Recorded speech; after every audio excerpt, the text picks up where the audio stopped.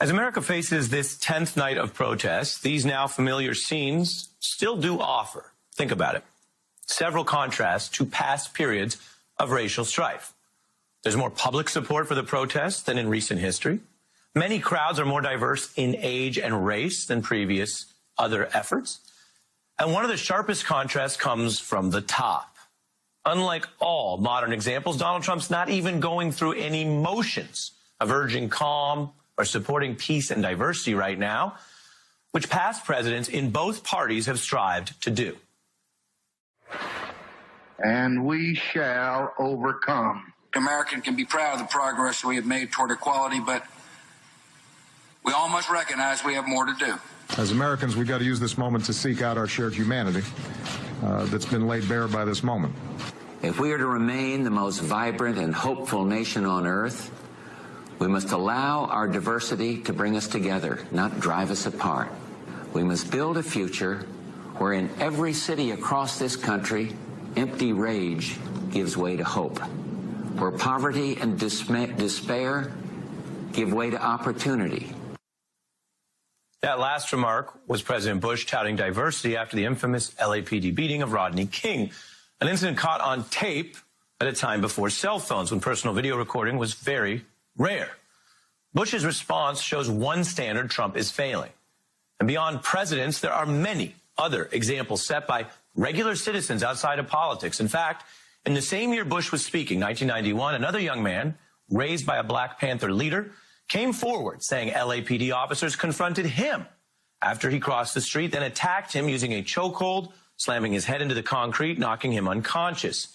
He filed a lawsuit and held a public address about it, stressing this was a routine practice against Black men. He shared pictures of his wounds. He said he hoped to draw more scrutiny to this because while he was famous for his music, others couldn't get the same attention. This was a then 20-year-old artist named Tupac Shakur. They were charging me with jaywalking, so I was riffing, arguing about why would they charge me with such a petty crime. So I kept yelling, asking them to give me my citation and let me go about my business.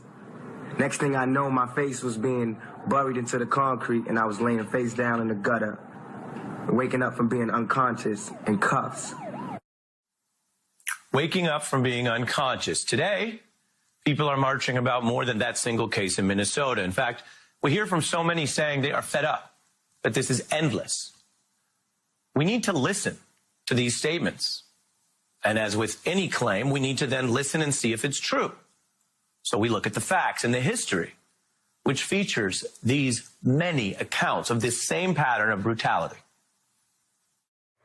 For everybody who don't know, as if it doesn't happen every day, everywhere, I, innocent young Black male, was walking down the streets of Oakland, minding my own business. In the police department, next thing I knew, I was in the chokehold, passing out. You can see this, Mr. Cameraman. All of this is scars I'll go to my grave with. I can see These it. are learn to be a scars. That's what Who did that to you? Oakland Police Department, all above my eye, all of that. You're suing them. For 10 mil. We'll see what else happens. can I do? You know, Yeah. we'll see what happens. You know how that go. Yeah. Rodney King's still fighting for his, and they got it on tape. They got it on tape. Yes, they did. But those officers who beat Rodney King were acquitted in their local trial. The officers who knocked Tupac unconscious, they actually settled his civil suit against them, and Shakur would go on to have several problems with the law. But when we do this seriously, when we listen to people today and people across history, and yes, people who are no longer here allowed to tell their stories, I think we can hear and we can see, and if we try, we can feel how, over all these years, what I just showed you is 25 years old, too little has changed. So many of these old stories and pleas, they register today because they apply today. People are asking America to get the police to stop abusing and killing them. In 1970, in 1991, you just saw, and now in 2020. They're asking America to get the police to stop killing them under the cover of night or in broad daylight, on tape or off the grid. during normal times or during a pandemic. It's all the same plea. America, can you get the police to stop abusing and killing innocent and unarmed people? And that's not all. There are core conditions that feed racism and abuse and inequality. These activists and civil rights leaders and artists who have been speaking on this for so long, we should listen to that too. Tupac was famous and apparently infamous among some of those police officers precisely because he had been speaking out on all of that. He would do so until he died. So as America reels right now, and as so many people tell us night after night after night, that this isn't just about right now, it's about the history. It's about how we got here and continue to be in this place. Let's listen to much of what he said back then that does sadly apply today. Let's really listen to what we're learning from people and hearing from people about the system. And as you listen to this, our final thought in tonight's broadcast, I want you to keep in mind what you're about to see was a young man who was just 23 years old at the time. This was a few years after the incident with the California police.